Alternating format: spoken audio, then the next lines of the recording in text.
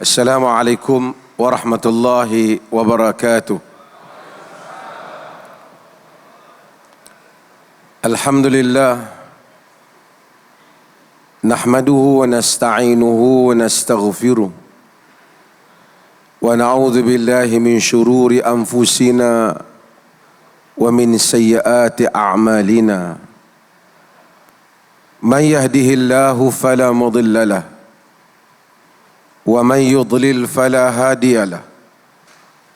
Asyhadu an la ilaha illallah wahdahu la syarika lah wa asyhadu anna Muhammadan abduhu wa rasuluh, amma ba'd.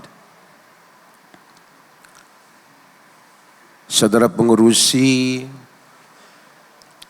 yang saya kasihi, Al-Fadhil Ustaz Sirajuddin selaku Imam Besar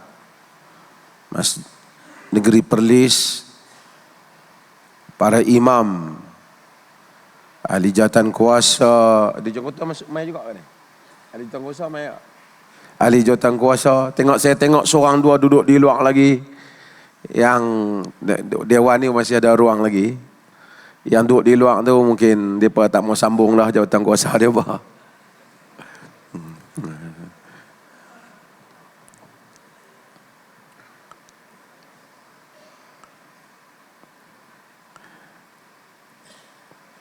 Sebelum saya mulakan ini, saya tahu juga ada wakil telah sampai daripada Temerloh Jaya. Temerloh Jaya daripada Singapura, daripada Bushra Merebuk. Saya tak sempat lagi berkenalan, tapi insya-Allah apa ni. Hari ini tight, banyak program. Sebelum saya mula, saya nak kongsi satu hadis yang kebanyakan tuan-tuan hafal dan tahu hadis ni. Hadis yang menceritakan dakhalal a'rabiyun ilal masjid, satu orang A'rabi yang masuk ke masjid, wa shalla raka'atain, kemudian dia sembahyang 2 rakaat. Hadis ni diriwayatkan oleh Imam Muslim, diriwayatkan oleh An-Nasa'i, diriwayatkan Ashabus Sunan, di mana dia datang, dia solat 2 rakaat. Badui, A'rabi, kita ada Arabi, kita ada A'rabi. Arabi Arab, biasanya kita tak sebutlah dalam hadis Arabi ni sebab memang orang Arab, tapi A'rabi bagi membezakan dia ni orang darat ke, orang bandar ke, orang badui. Kerana orang badui mempunyai latar kehidupan yang tersendiri dan kultur yang kadang-kadang berbeza. Jadi kadang-kadang tindakan-tindakan dia itu mungkin di luar jangkaan orang-orang bandar. Jadi A'rabi, dia masuk ke dalam masjid, dia salat 2 rakaat. Selepas dia solat 2 rakaat, dia doa, Allah marhamni wa Muhammada wa la tarham ma'ana ahada. Ya Allah, rahmatilah aku dan Muhammad, jangan kau rahmat sesiapa selain daripada kami berdoa. Jadi apabila dia doa macam tu, Nabi SAW dengar. Nabi panggil dia, Nabi nasihat dia, Nabi kata kat dia, laqad tahajjarta wasi'an. Engkau telah menyempitkan sesuatu yang luas. Yakni dalam riwayat Bukhari dia kata yuridu rahmah, rahmatullah, ar-rahmah. Maksud kau telah sempitkan rahmat Allah. Kau telah sempitkan rahmat Allah. Nabi nasihat dia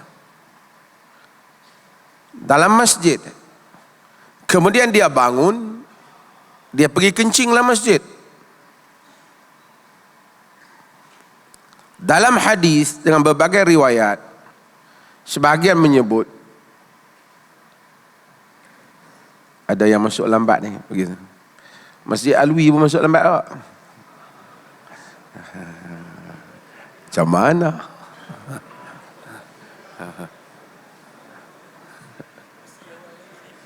Ha? Hak lain semua masuk lah. Masjid Awi minum je lah. Tak jadi. Kena fikir balik.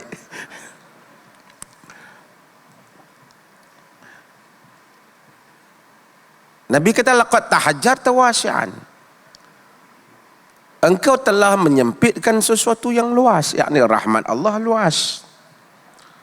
Kemudian dia bangun, dia pergi kencinglah masjid. Pasal Badui dia tak ada etik.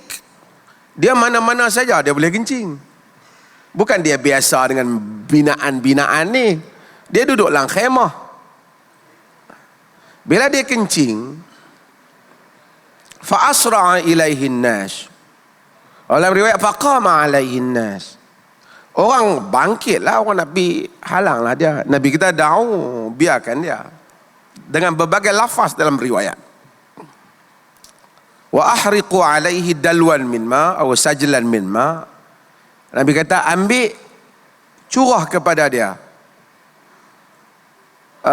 satu curahan daripada curahan air, satu bekas air, curah dia dah. Curah tempat kencing dia turun.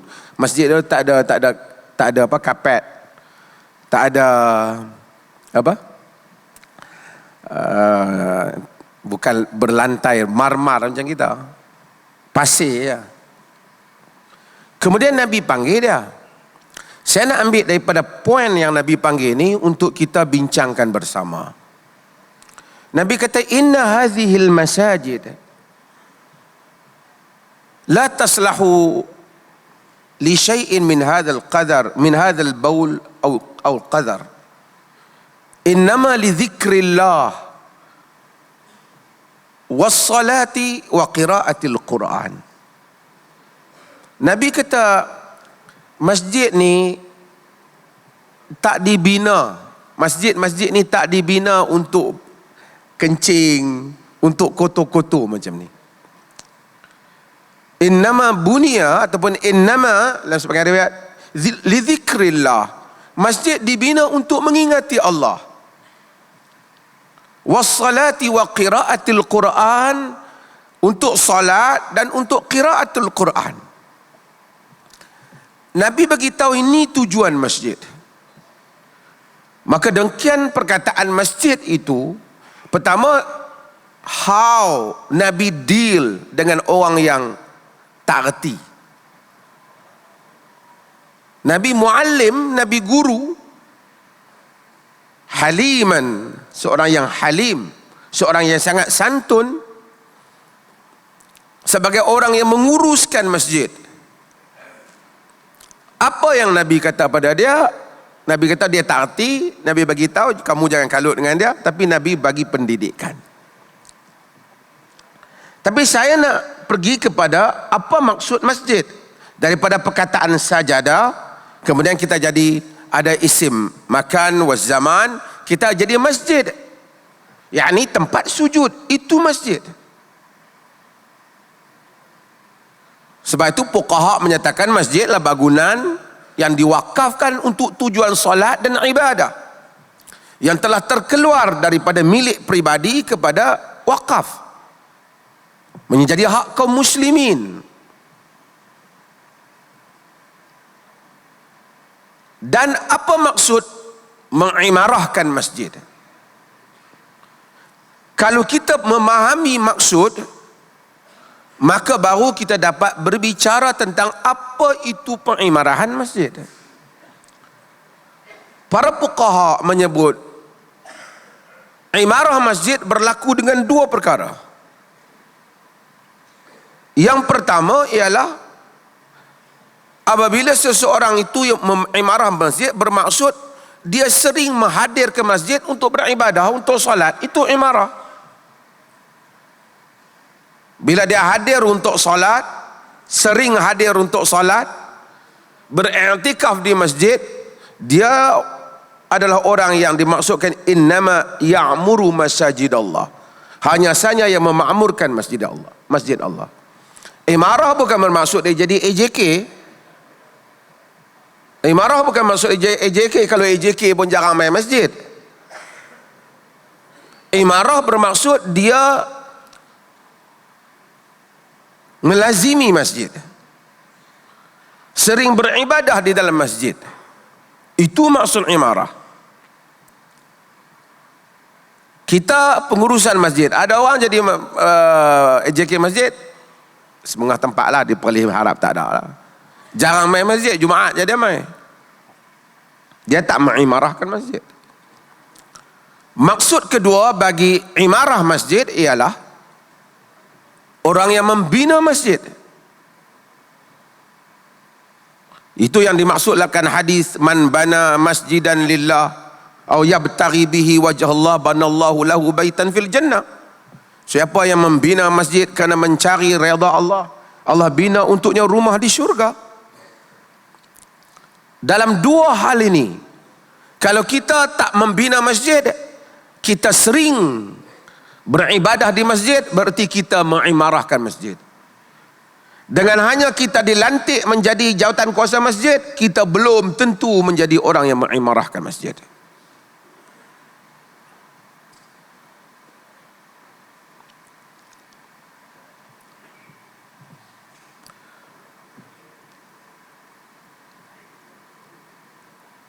Yang berikutnya ialah, sebelum saya nak bahas yang lain, ialah saya ingin memberi amaran kepada diri saya dan juga kongsi amaran ini kepada kita semua tentang apa yang telah diberi amaran oleh Nabi SAW di dalam hadis yang diriwayatkan oleh Al-Imam An-Nasa'i, diriwayatkan juga oleh Abu Daud, di mana Nabi SAW, Ibn Majah juga meriwayatkannya, di mana Nabi SAW menyatakan, la taqumu sa'atu hatta yatabaha an-nasu fil masajid. Tidak akan berlakunya kiamat sehinggalah manusia itu berbangga-bangga di dalam masjid. Di dalam riwayat Nasa'i, dalam Al-Mujtaba ataupun Sunan Sughra, dia menyatakan min asyratis sa'ah an yatabaha an-nasu bil masajid. Di antara tanda kiamat, manusia berbangga-bangga dengan masjid. Syurah hadis, ulama-ulama hadis ketika mensyarahkan hadis ni, mereka menyatakan maksudnya orang akan bangga, masjid aku lebih baik pada masjid hang, masjid aku lebih elok pada masjid hang, kami buat lagi bagus daripada hampa, kami punya decoration, kami punya ID kami dalam masjid lebih cantik pada masjid hampa. Nabi kata itu adalah tanda kiamat. Manusia akan berbangga-bangga dengan masjid. Dan ini berlaku, dan kita melihat apa yang Anas kata. Anas bagi tahu bahawasanya yatabahuna biha thumma la yu'ammirunaha illa qalila. Di dalam riwayat Bukhari secara ta'liq, Anas bin Malik menyatakan maksudnya yatabahuna biha, mereka berbangga-bangga dengan masjid mereka, wala yu'ammirunaha illa qalila, mereka tidak memakmurkan masjid itu melainkan sedikit. Makmur dalam erti kata tadi bukan kerana mereka kaki ibadah, ahli ibadah, tapi mereka syok untuk bersaing antara masjid-masjid.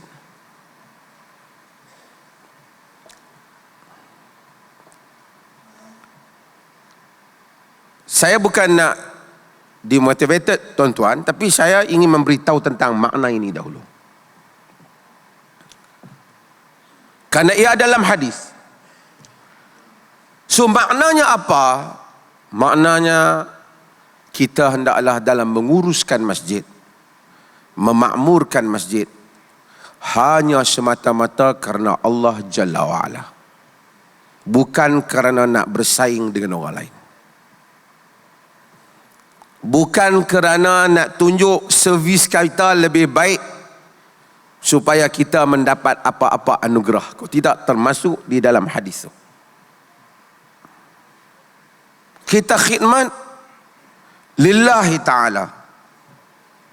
Maka dengan itu kita memahami maksud daripada firman Allah Ta'ala dalam surah Taubah, innama ya'muru masajidallah man amana billahi wal yaumil akhir wa aqama as-salata wa ata az-zakah wa lam yakhsha illallah fa'asa ulaika an yakunu minal muhtadin.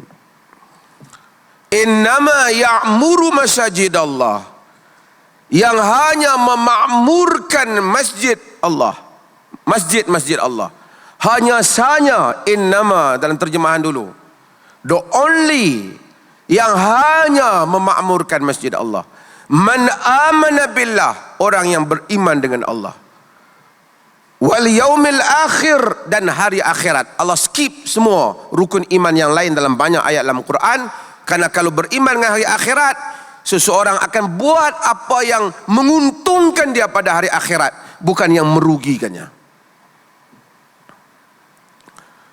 Dia akan buat sesuatu yang menguntungkannya pada hari akhirat. Bukan dia jadi AJK kerana dia dah tak ada apa. Ini sebagai nak mempertahankan kewujudan dia dalam masyarakat, supaya orang tak pandang lekeh dia dalam masyarakat. Maka dia jadi AJK dan dia seronok dengan jawatan tu. Dia susah hati kalau jawatan tu hilang. Ataupun dulu dia pencen, dia ada jawatan dalam tempat pekerjaan dia, balik ke kampung dia, kalau tak dilantik langsung, dia rasa lekeh dia. Itu tujuan dia memegang. Kemudian dia terasa dengan jawatan itu keegoan dia, sehingga dia rasa masjid itu macam dia punya masjid. Innama ya'muru masajid Allah man amana billahi wal yaumil akhir wa aqama as-salata wa ata az-zakata wa lam yakhsha illallah. Dia mendirikan salat, maksudnya tak memakmurkan masjid melainkan orang yang beriman kepada Allah dan hari akhirat. Mendirikan salat, Quran sentiasa menyatakan mendirikan salat, bukan sekadar tunaikan salat. Walaupun makna tunai itu mendirikan. Rabbi ja'alni muqimas salah wa min zurriyati, kata Nabi Ibrahim. Wahai Tuhanku, jadikan aku mendirikan salat. Kerana salat itu didirikan dengan rukunnya, dengan mengikut apa yang ditunjuk oleh Nabi SAW. Dan makna salat, wa ataz zakah, dan mengeluarkan zakat. Walam yakhsha illallah, dan dia tak takut melainkan Allah. Tuan-tuan, saya balik kepada makna yatabahawna fil masajid, berbangga-bangga dengan masjid. Kita ada, Allah kata tak memakmurkan masjid ni melainkan orang tadi, dia tak takut melainkan Allah. It's not for the sake of any interest, tidak kerana apa-apa kepentingan yang lain, hanya kerana dia takutkan Allah. Dia makmurkan masjid. Tak kerana ada apa-apa supaya orang nampak lama tak main sikit, besok jawatan dia hilang. No. Tapi apabila manusia menjadikan masjid tempat persaingan, dia kembali terjadi apa, dia mewujudkan apa yang Nabi kata. Seketika dalam negara ini, masjid dijadikan tempat persaingan parti-parti politik. Setiap parti cuba memastikan ahli-ahli dia menguasai masjid. Kita hadapi masalah itu. Jadi dia hadir mesyuarat, bersemangat bawa orang dia, nak mengundi kerana nak memenangkan grup-grup yang mempunyai kepentingan. Kalau grup ni menang, semua geng-geng parti ni boleh masuk. Kalau yang ni menang, geng parti satu lagi boleh masuk.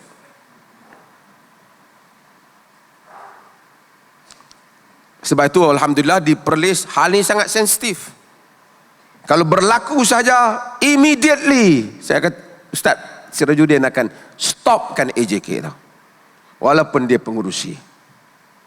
Kalau itu kita berbau, tujuannya ialah political party. Karena man dakhala masjidil haram fahuwa amin, kata Nabi.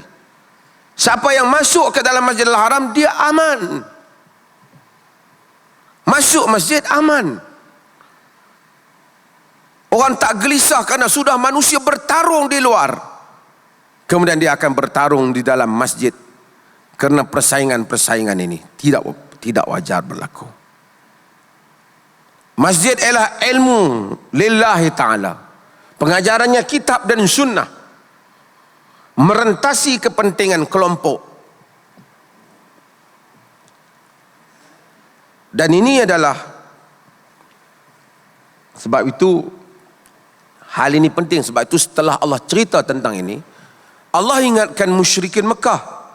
Allah kata, aja'altum siqayatal hajj wa imaratal masjidil haram kaman amana billahi wal yawmil akhir wa jahada fi sabilillah la yastawuna indallah.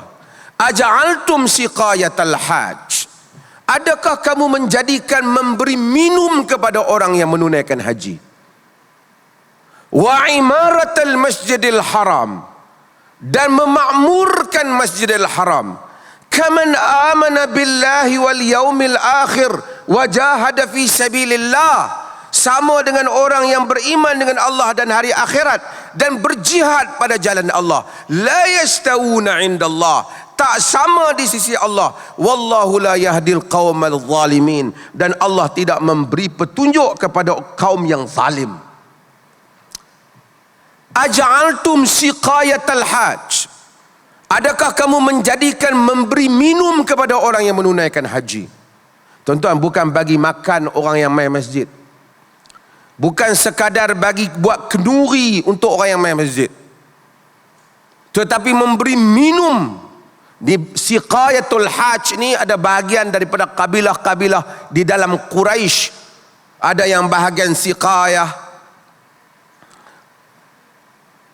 Quraisy, ada yang bahagian kelambu, ada yang bahagian jaga makan. Dia Quraisy punya AJK untuk orang main haji lengkap, mengikut kabilah-kabilah. Ada bahagian jaga kunci. Aja'altum siqayatal hajj, adakah kamu menjadikan memberi minum kepada orang yang menunaikan haji? Ini benda yang paling besar. Pi haji, memberi minum kepada orang yang menunaikan haji. Bukan jamu sekarang orang main masjid biasa. Wa imaratal masjidil haram, dan memakmurkan masjidil haram. Bukan makmur masjid kampung kita. Kaman amana billahi wal yawmil akhir, kamu nak jadikan ni sama dengan orang yang beriman dengan Allah dan hari akhirat. Maksudnya all this is nothing. Semua benda ni tak ada makna jika sekiranya kamu tidak beriman dengan Allah dan hari akhirat, mengharapkan pahalanya. Wajahada fi sabilillah, dan kamu berjuang pada jalan Allah. Yakni kamu berjuang untuk menegakkan ajaran Allah dan ajaran Rasulnya sallallahu alaihi wasallam. La yastauna indallah, tidak sama di sisi Allah. Allah tak sama. Kalau makmurkan Masjidil Haram, bagi minum orang menunaikan haji, tak sama pahalanya, ataupun tak sama nilainya selagi tidak mencapai makna iman kepada Allah dan hari akhirat dan berjuang untuk Allah dan Rasulnya, apatah lagi memakmurkan masjid kampung kita.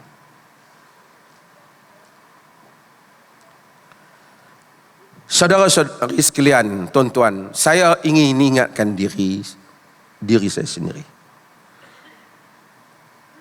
Hal ini sangat mustahak. Kita selalu terkeliru dengan apa yang kita lakukan. Karena setiap hari kita lakukan sampai kita terlupa kenapa kita buat. Saya ingatkan jawatan mufti, juga mungkin imam besar, juga para imam, ahli jawatan kuasa masjid. Sehingga lama kita jadi, kita dah tak tanya pasal apa kita pegang jawatan tu. Ada kerana untuk menjaga kita punya pride diri kita, ataupun untuk memang mencari pahala di sisi Allah. Bimbang kita ini, lama pegang jawatan yang berbunyi agama, balik kepada Allah tak ada pahala. Orang yang mai ke masjid tak ada apa-apa pun mai, tak ada kerana fikir jawatan, tak ada apa, pahala dia lebih banyak daripada kita. Jaga-jaga saya, mungkin tuan-tuan juga.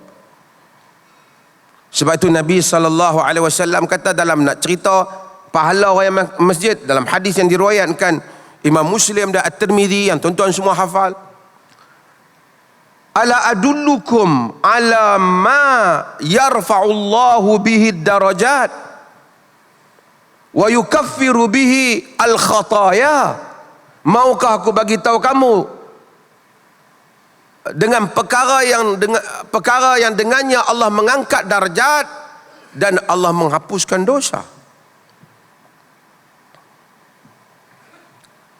Nabi kata isbaghul wudu fil makarih, ambil wudu dalam keadaan yang kita tak suka, sejuk, ambil ya. Itu orang bangun tahajud, orang hak duduk di negeri sejuk, orang tua-tua yang rasa dah kuih tua, kuih duk sekriau nak ambil air wudu. Masa tu pahala dia lebih banyak pada zaman dia muda. Isbaghul wudu, isbaghul wudu fil makarih, mencukupkan wudu ketika kita dalam keadaan susah wudu. Wa kasratul khuta ilal masajid, dan memperbanyakkan langkah ke masjid. Wa intizarus salati ba'da salah, dan tunggu semayang lepas semayang. Ini mengangkat darjat dan memadamkan dosa. AJK masjid tidak mengangkat darjat di sisi Allah. Pengurusi masjid tidak mengangkat darjat di sisi Allah. Mufti tidak mengangkat darjat di sisi Allah. Niat yang saleh mengangkat darjat di sisi Allah. Mengangkat darjat kita di sisi Allah. Sebab itu mudah-mudahan kita yang jadi AJK ini, saya juga, imam besar juga, semua kita sentiasa mentajdidkan niat kita setiap hari. Kenapa aku lakukan hal ini? Supaya taklah payah-payah mesyuarat lah, apalah, jadi imam lah, anak makmum komplain lah. Di sisi Allah tak ada pahala. Dia tidak berniat kerana Allah, dia niat kerana jawatan dia. Dia rasa leceh lah kalau dia tak pegang jawatan tu. Kalau kita dapat membetulkan niat ini, mudah-mudahan Allah menolong kita semua. Maka kita akan memakmurkan masjid, kita hadir ke masjid. Saya kadang-kadang saya cerita mungkin imam-imam di negara Afrika ataupun di mana, tidak di Malaysia ni. Kadang-kadang imam ni kalau bukan kena hari dia bertugas, dia tak mai sembahyang masjid subuh. Kata tu imam mana, dia kata hari ni bukan dia bertugas, tu sembahyang, saya sembahyang di rumah. Pasal hang sembahyang di rumah? Dia kata bukan saya bertugas. Artinya dia mai sembahyang jemaah kena bertugas. Orang lain mai sembahyang jemaah kerana lillahi ta'ala, dia mai sembahyang jemaah kena bertugas. Ni cerita di negara Sri Lanka apa no.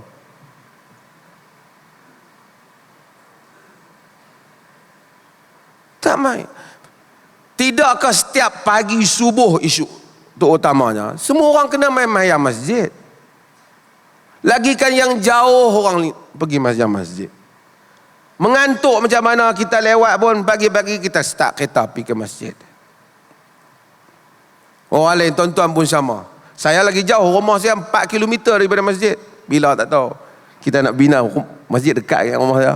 Dah lah duduk dalam hutan. Imam kadang-kadang imam tak ada.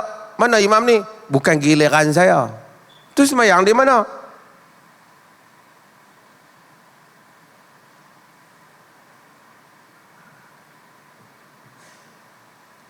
Kadang-kadang sukar kita nak faham. Orang tua-tua kadang-kadang tak larat pun mai masjid subuh. Bukan kerana bertugas. Bini dia kata, bang, manggil bang, tugas begini. Tak ada. Saya nak nasihatkan kalau berlaku lah. Okey, kita jelaskan. Cuba saya dan tuan-tuan sama-sama kita tajdidkan niat kita ni. Hubungan kita dengan masjid ni kenapa? Kau tidak takut kita semua tak dapat pahala? Semayanglah di mana-mana pun, tapi yang penting semayang di masjid. Janganlah sampai sehari tu tak ada langsung semayang di masjid. AJK pula tu, mesyuarat je main masjid. Kata kalau rumah dia jauh sikit pada masjid A dia tu, pergilah masjid B ke mana yang dia dekat, semayang masjid.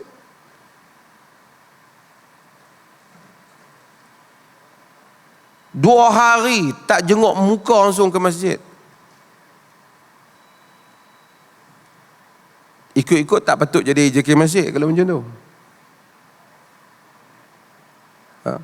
Sebab tu saya kata AJK masjid belum tentu memakmurkan masjid. Okey. Perkara yang berikutnya ialah masjid solat jamaah adalah keajaiban agama ini. Saya selalu repeat perkara yang sama. Tuan-tuan pergi ke Masjidil Haram, millions, berjuta manusia, tak pernah berjumpa, tak pernah berkenalan, tak tahu bahasa antara satu sama lain, tapi Allahu Akbar, asyhadu an la ilaha illallah, iqamah je, manusia tahu macam mana nak duduk di dalam saf. Tak pernah rehearsal. 2 juta orang rehearsal macam mana cara nak susun saf. Kita nak buat perarakan kemerdekaan, kita kena rehearsal. Kita nak buat perarakan, kena rehearsal. Tapi berjuta manusia tak tahu bahasa, tak pernah jumpa, tinggi rendah tak sama. Apabila iqamah, tahu macam mana nak duduk dalam saf. Demikian Islam mengajar kita bagaimana untuk mendisiplinkan diri dan menjadi umat yang satu dan mematuhi arahan yang satu, tunduk pada Allah dan Rasulnya. Wa anna hadhihi ummatukum ummatun wahidah wa ana rabbukum fa'budun. Dan inilah umat kamu, umat yang satu, dan aku ada Tuhanmu, hendaklah kamu mengabdikan diri kepada Tuhan. Allah katakan. Maka sebab itu salat jamaah sangat penting. Salat seorang pun menyembah Allah yang sama, tapi Allah Azza wa Jal mahu supaya kita bersosial. Kita makhluk bersosial. Hadir subuh-subuh, jumpa kaum muslimin, lihat wajah-wajah manusia yang bangun untuk mengabdikan diri pada Allah, menghadap kepada kiblat yang sama. Berbangga kita sebagai kaum muslimin. Ini agama. Sebab tu kita minta para imam, saya ambil kesempatan lah di Perlis ni, janganlah terus naik jadi imam, pastikan saf dibetulkan. Nabi tak solat melainkan betulkan saf, suruh orang rapat. Pusing tengok jamaah, rapatkan saf, penuhiin tempat kosong. Ada orang main masjid, dia tak suka orang rapat dengan dia, suka jauh. Nabi rapatkan, bau bertemu bau, tumit dengan tumit. Di kita jarakkan. Sedangkan itu tujuan. Kalau nak solat di rumah boleh kita solat, pahalanya sedikit. Kita solat jamaah, ada fadilat jamaah yang besar. Dan bila ada fadilat jamaah yang besar, ada disiplin berjamaah. Maka kita akan satu hati, terasa kita melaksanakan sunnah. Maka sebab tu pergi masjid wangian. Sebab tu setiap orang Islam patutnya ada minyak wangi dia sendiri, bau dia wangi. Ni kalau pergi masjid bau rokok, gudang garam, bau derayan. Sebab orang-orang yang macam ni, man akala min hadhihi syajaratal khabitha fala yaqrabna masjidana. Siapa yang makan pokok-pokok ni, bawang putih dalam konteks hadis itu, jangan dia hampiri masjid kami. Busuk.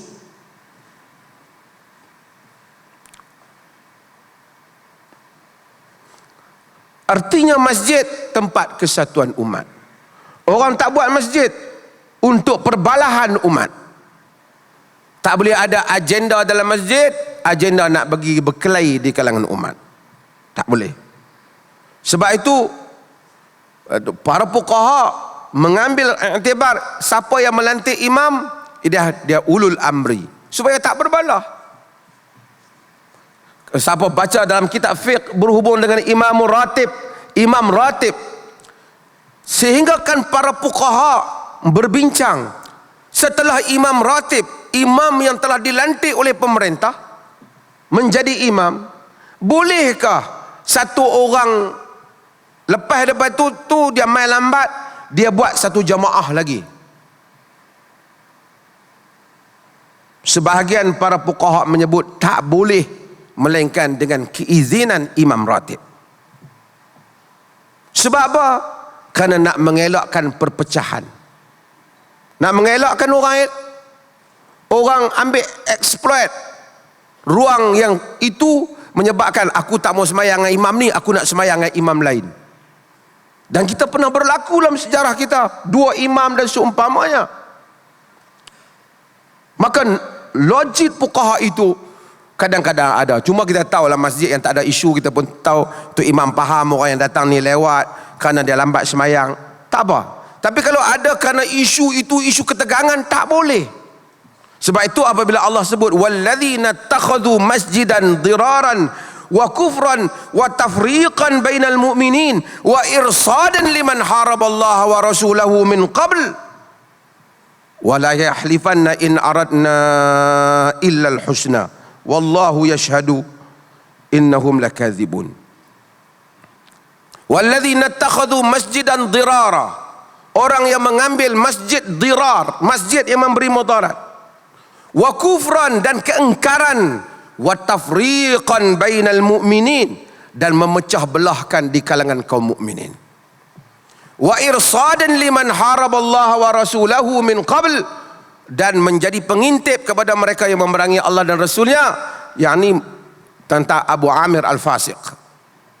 Tapi Allah kata orang-orang yang buat program memecahkan kaum muslimin ini, dia kata wala yahlifunna in aradna illa al-husna wala yahlifunna in aradna illa al-husna. Mereka akan bersumpah kami tujuan kami baik. Kata para mufassirin, golongan munafik buat apa yang buruk pun sumpah mereka tujuan baik, tujuan baik. Wallahu yashhadu innahum lakadzibun.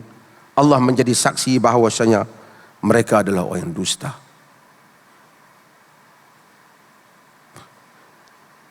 Allah kata apa? Hatta masjid, buat masjid tapi tujuannya salah. Wala taqum fihi abada, jangan kamu solat di dalamnya sama sekali. Bahkan dalam kes masjid Dira pada zaman Nabi, Nabi suruh bakar. Kerana buat masjid, kerana nak bersaing dengan kaum masjid lain, kerana ada agenda yang lain. La masjidun usisa ala taqwa min awwali yaumin ahaqqa an taqumu fihi. La masjidun usisa ala taqwa min awwali yaumin ahaqqu an taquma fihi. Masjid yang didirikan pada hari yang awal di atas dasar takwa, itu yang lebih layak untuk kamu bersolat di dalamnya. Para fuqaha mengambil makna daripada ayat ini, menyatakan sebab itu mereka lebih suka masjid lama dibanding masjid baru. Bukan lama tu buruk, masjid yang lama telah didirikan kerana telah lama awal didirikan. Walaupun dalam konteks ini Masjid Quba dan sebagainya, maksudnya masjid yang lebih lama, telah lama orang beribadat di dalamnya, Telah lama rahmat turun di dalamnya. Bukan saya nak suruh tuan-tuan semua pergi Masjid Alwi, tapi saya nak ceritanya ialah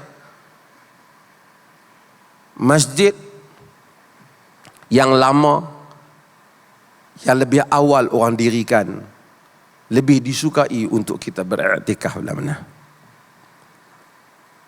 Istinbat sebagian fuqaha, fihi rijalun yuhibbuna an yatatahharu, padanya ada orang yang suka membersihkan diri. Wallahu yuhibbul mutahhirin, dan Allah suka pada orang-orang yang membersihkan diri.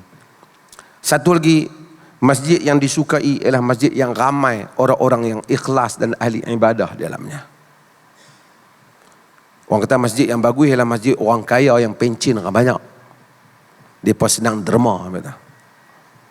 Tapi masjid yang terbaik ialah masjid yang ramai orang-orang yang saleh dalamnya. Hatta kadang-kadang orang tua-tua yang datang, kita tahu tak ada apa kepentingan, datang juga masjid. Awal sampai mereka ni sentiasa duduk dalam masjid. Masjid yang ramai dengan orang-orang yang macam tu lebih disukai, lebih baik berdasarkan kepada makna ayat ini. Sebab tu bila kita tengok dalam masjid kita ada orang tua-tua ke muda ke, selalu ibadat, tak pernah duduk kacai, tak pernah ada tujuan lain, main nak ibadat dalam masjid. Kita suka masjid dah. Tapi bila kita mata kita dunia, bagus tu, Tan Sri tu duduk main masjid kita dah. Bagus ni, orang kaya tu duduk main masjid kita dah. Kita rasa sonok yang tu. Saya tak kata tak bagus. Kalau mereka pun main untuk ibadah, bagus. Tapi kita berbangga kerana kedudukan dan harta je, kita mempunyai niat yang tak apa nak betul lah. Kita tak ikat diri kita dengan nas. Ini adalah masjid ialah tempat spiritual, tempat mencari redha Allah. Sebab itu saya ada pengalaman. Dulu saya duduk di Wales. Banyak bulan, 7 bulan di Wales. Saya duduk 9 bulan, tapi masa 6 bulan sekitar di Wales ni tak ada masjid. Saya duduk di Lampeter. Lampeter tak ada masjid. Nak pergi masjid, adalah tempat kita ambil katedral, tempat gereja apa untuk sembahyang Jumaat. Kemudian masa tempoh itu saya dijemput untuk ke Qatar ataupun ingat ke Dubai, saya tak ingat. Saya ingat ke Qatar. Subhanallah. Saya bila turun airport, sahabat kata kita pergi sembahyang. Ada penganjur. Saya masuk ke dalam masjid, saya rasakan, ya Allah, inilah nikmat masjid. Kalau kita tak lalui kita, betapa jiwa kita merindui masjid. Pijak masuk saja, kita kata khairun minad dunya wa ma fiha. Lebih baik daripada dunia dan segala isinya. Nikmat tu. Cuma dah kita tetap hari pergi masjid, kita tak rasa. Orang-orang yang menunaikan salat, nikmat menunaikan salat. Tuan-tuan tahu orang yang tak tunaikan salat, bila hari pertama dia menunaikan salat, bertaubat kepada Allah, dia tahu makna menunaikan salat. Kerana orang yang sentiasa duduk dalam kotoran, dia tak pernah tahu apa makna bersihan, melainkan dia bersih. Tapi orang yang setiap hari bersih, dia tak tahu menderitanya yang kotor itu. Nikmat. Maka untuk itu masjid dimakmurkan. Dia orang kata ada masa dah habis, tapi saya nak sebut 2-3 perkara lagi. Sebab itu Nabi ajar adab dalam masjid. Masjid bukan tempat bersaing, Nabi ajar adab. Dalam hadis Abu Dawud, tuan-tuan pun tahu, apabila Nabi beriktikaf dalam masjid, fasami'ahum yajharuna bil qiraah. Nabi dengar ada orang baca Quran kuat, zikir kuat dalam masjid. Fakashafa sitra, Nabi angkat lansir tempat yang Nabi i'tikaf tu. Nabi kata, ala inna kullakum munajin rabbah. Ketahuilah setiap kamu itu bermunajat kepada Tuhannya. Fala yu'dhiyanna ba'dukum ba'da. Jangan sebagian kamu menyakitkan yang lain. Wala yarfa'u ba'dukum ala ba'din fil qira'ah. Jangan sebagian kamu kuatkan suara melebihi yang lain di dalam bacaan. Maksudnya kita masuk masjid tenang. Kadang-kadang nak baca Quran pun tak boleh. Dia ni kuat sangat.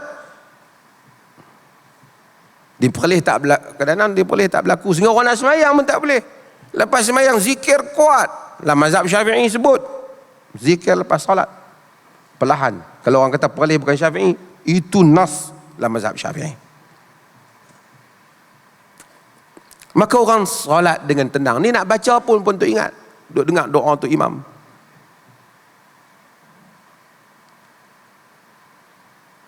Kita ada keluarkan risalah nas al-Imam Syafi'i dalam kitab Al-Um. Suruh memperlahankan zikir imam. Juga makmum selepas salat. Nas para fuqaha dalam kitab-kitab mazhab Syafi'i. Dia kata tu orang nak buat dah, tak buat, dia punya hal lah. Tapi kita bercakap tentang kerana itu yang dilakukan oleh Nabi sallallahu alaihi wasallam. Satu lagi ialah masjid ketenangan.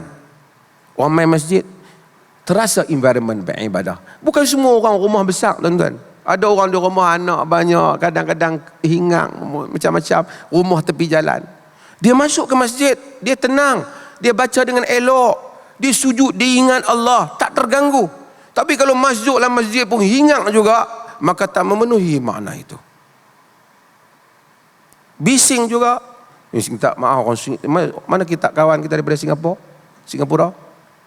Siapa Singapura? Sorry saya cakap utara, faham tak? Hingar, bising.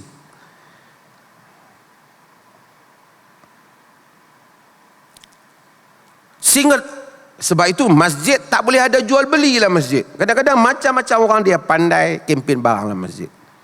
Saya tengok macam-macam kempen lah. Kadang-kadang dia buat kebajikan sikit tapi tang kempen barang tu banyak supaya syarikat dia tu macam kempen dia tu lagi besar. Tidak ada panggilan yang lebih penting daripada panggilan Allah. Betul ya dah. Tapi jenama syarikat tu besar. Pasal dia ada hidden agenda dia. Saya nak buat kebajikan so okey lah. Nak bubuh kata-kata tu, kalau kita bubuh pun mungkin RM10, RM20 stiker kita boleh buat. Sebab tu Nabi SAW dalam hadis yang diriwayatkan Abu Hurairah Imam Tirmizi, Nabi kata, "Idza ra'aitum man yabi' aw yabta' fil masjid faqulu la arbahallahu tijaratak." Bila kamu tengok orang yang jual barang di masjid, kamu kena kata, semoga Allah tak menguntungkan jual belimu. Sunnah untuk kita kata. Sunnah untuk kita kata dalam Tirmizi. Dia, tuan-tuan, saya ni lepas ceramah, tuan-tuan, alhamdulillah saya ni mai hari ni ada bawa barang sikit dengan saya. Ada jual di luar tu. Ni bagus untuk tuan-tuan beli. Tujuan barang ni insya-Allah berapa puluh peratus nak bagi kat tahfiz saya. Hak 80% saya punya lah kan. Tapi dia tabak lah yang tu. Kita sunnah kata la arbahallahu tijarak. Allah tak menguntungkan jual belimu. Sunnah. Karena kalau dia boleh jual beli ke depan, syarikat lain pun boleh berdiri juga di depan masjid tu. Tuan-tuan, saya ada buka kedai roti canai. Yang sana pun boleh. Tuan-tuan, saya ada buka gerai nasi lemak. Kenapa ustaz saja boleh? Tak boleh. Nabi tak benarkan. Fuqaha ada bincang soal makruh dan seumpamanya. Kalau kebetulan sembang, mari ni aku nak bagi tahu hang, tak jumpa hang ni, mailah makan kedai aku buka kedai. Dia tak bertujuan menjadikan masjid. Kebetulan bersembang, dia bagi tahu, maka kata makruh. Tapi kalau berdiri untuk bagi tahu barang, ini boleh membawa pada haram. Bertujuan hadir ke masjid untuk kempen barang, ini haram. Pergi masjid kerana nak kempen barang. Dia tak kempen di luar. Hatta Nabi tak bagi insya Allah iklan barang hilang pun Nabi tak bagi dalam masjid. Nabi kata kalau kita tengok orang kata macam tu, Nabi dengar satu orang kata, tuan-tuan, barang saya hilang di mana tu? Duk mai habaq di masjid. Nabi kata la addah Allah ilaik. Allah tak akan bagi balik barang tu pada kau. Fa innal masajid lam tubna li hadha, kerana masjid tak dibina untuk kau bagi tahu barang kau. Ini environment yang bersih. Maksud apa tuan-tuan? Saya nak tutup hal ni ialah masjid bukan kepentingan AJK dan kroni-kroni AJK yang boleh menggunakan pentas masjid untuk dia dan kroni-kroni dia. Tidak mufti, tidak imam besar. Tak boleh. Tuan-tuan, saya ada jual buku sikit, saya baru keluarkan. InsyaAllah kalau tuan-tuan nak beli, boleh tidak. Ada kepentingan awak. Kalau awak boleh kempen buku awak, kedai buku tu pun boleh main kempen. Sepanjang setiap kali waktu solat, dia habaq buku dia. Tuan-tuan, saya dah bawa sikit ayat jampi apa. Kalau awak pergi kempen ayat awak, ni syarikat lain hak jual kedai ayat teh tarik pun boleh juga. Pasal apa? Ada discrimination, ada diskriminasi. Satu orang boleh, satu orang lain tak boleh. Sebab tu tuan-tuan, Allah telah memberikan saqallahu ilaikum, kata Sayyidina Umar. Allah telah memberikan peluang tuan-tuan semua dan saya juga untuk berkhidmat kepada rumahnya. Maka kita berkhidmatlah kerana Allah, bukan kerana kita. Atur kerana Allah, bukan kerana kita. No interfere our interest. Bukan kepentingan kita. Jadilah AJK yang mendapat pahala insya-Allah. Jadilah imam yang mendapat pahala. Bukan senang, ramai orang tak ada jawatan buat NGO. Pasal apa buat NGO? Saya nak khidmat Datuk untuk masyarakat, nak cari saluran. Tuan-tuan, Allah takdirkan dilantik jadi AJK masjid. Peluang Allah bagi. Seolah-olah Allah buka, mari khidmat ke masjid aku. Dan khidmatlah dengan jujur dan ikhlas. Mohon maaf tuan-tuan, terlebih masa saya tahu.